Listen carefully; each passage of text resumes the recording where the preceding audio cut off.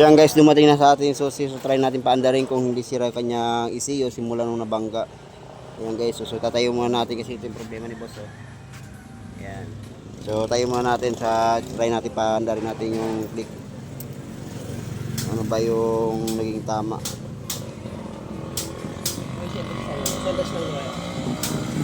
Kita yung anak tayo. Haba.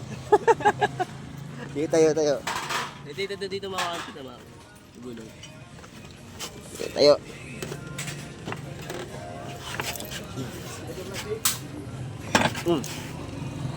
Yan guys, so try natin pandarin. So tanggalin muna ito, Gol. Try natin. Para sigurado tayo na walang last stats. Tanggalin ko ito. Tanggalin mo yan para makita natin ano. Try natin kung andar itong ano, itong clip. Ayaw. Try. Yun.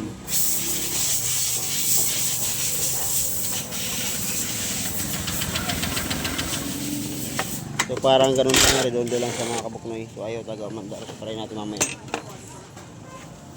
Ay grabe, wasak na wasak talaga yung bandang harapan, no. So kasi yung problema nitong Honda Click, itong ano chassis niya. Ayan. Wala. So try natin mga kabuknoy kasi wala yung spark plug cap. Ayan. Try natin paandarin kung mandar. Mandar, swerte ni boss, hindi na magpapalit ng ECU.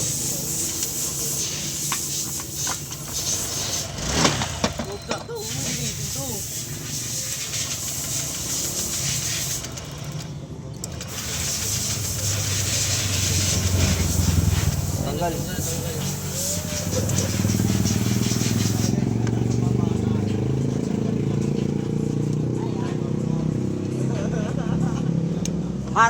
Mar, bearing mo na, Mar. Baka ano, may aso dyan, baka hindi ako gani buti. Okay. Slider tayo niya. Iyo, meron.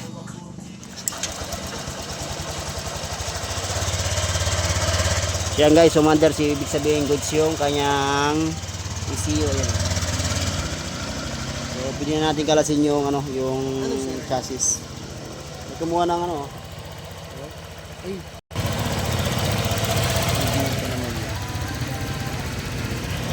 Baka natanggal lang ano?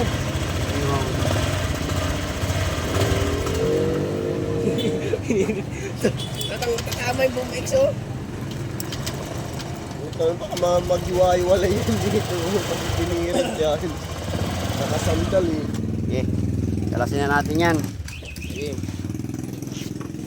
Kalasin mo yung ano, yan.